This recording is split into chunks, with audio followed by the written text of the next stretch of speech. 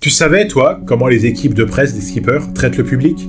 Commençons par mettre les choses au point. J'ai aucune prétention. Lorsque je propose à un skipper de me parler, c'est en toute sympathie et sans promettre une audience record, ni même une exposition qui pourrait intéresser son sponsor. Ce que je fais le plus souvent, c'est envoyer un mail au contact presse pour proposer un entretien. C'est ce que j'ai fait pour la quarantaine de skippers qui vont prendre le départ du prochain Vendée Globe. Tous les services de presse des navigateurs ont reçu 2 mails leur proposant ce format, 40 semaines, 40 skippers, et j'ai déjà des réponses d'un assez grand nombre. L'équipe de communication Paprec Arkea a décliné ma proposition, au motif tout à fait entendable, comme tu le vois dans ce message, que le planning de Johan est très chargé.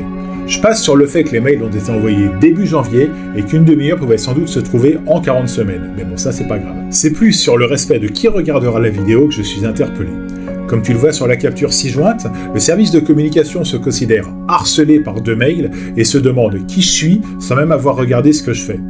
Par cela, le service des communications de Johan Richomme, et par extension de Paprec Arkea, montre la manière dont ils considèrent le public. Tu es, à leurs yeux, toi qui regardes mes vidéos, des statistiques, pas un spectateur.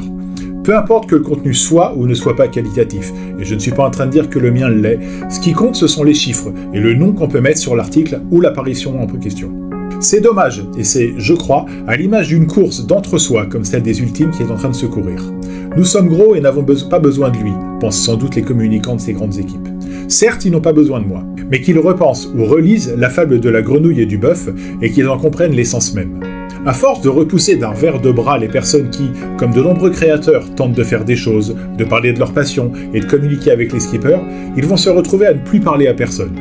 Libre à toi maintenant de tirer les conclusions que tu veux sur ce coup de gueule. Libre à toi aussi de continuer de regarder et de suivre, ou pas, l'équipe Paprec Arkea. En tout cas, Johan Richomme est exclu par son équipe de presse de liste des 40 skippers qui interviendront. Tant pis pour qui? Tant pis pour toi qui regarde cette vidéo en fait. Je t'invite à partager et republier cette vidéo et, bien sûr, à me laisser ton avis sur cette manière de traiter son public pour une équipe de course au large. En même temps, follow Radio Océan pour rester au courant de l'actualité de la mer et des bateaux, Paprec Arkea exclu, bien sûr. Si t'es sur l'eau, je te souhaite du beau temps et bon vent. Tu sais que certaines équipes de skippers n'en ont strictement rien à faire de leur public?